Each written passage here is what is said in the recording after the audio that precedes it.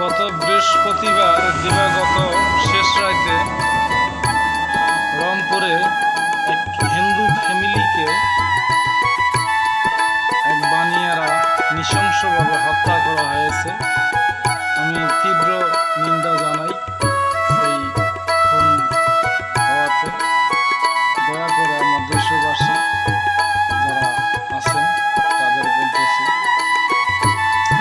যে এই সমস্ত নিকৃষ্ট কাজ যারা করছে, যারা করতে চলেছে, যারা এই সমস্ত নিকৃষ্ট খুন করে পালিয়ে যায়, তাদেরকে ধরিয়ে আমরা দেশবাসী তাদেরকে মানুষের সামনে ফাঁসির আদেশ দেওয়ার জন্য সবাই আন্দোলন করে রাস্তায় চলতে চাই আমরা।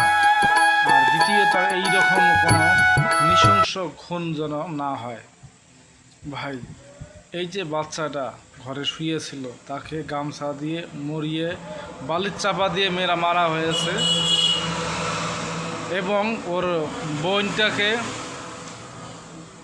নৃশংসভাবে গামছা দিয়ে হত্যা করে মারা হয়েছে। দয়া করে এই সমস্ত ভিডিওগুলো আপনারা যারা দেখতেছেন, আমি জানি না তাদের ভিতরে কোনো মায়া আছে না দয়া আছে, আমি জানি না। এই সমস্ত জিনিসগুলো এমন নিকৃষ্ট কাজ, দুইজনে শুধু স্রেফ দুইটা লোকে চারজনকে হত্যা করেছে। কিভাবে এইভাবে সম্ভব?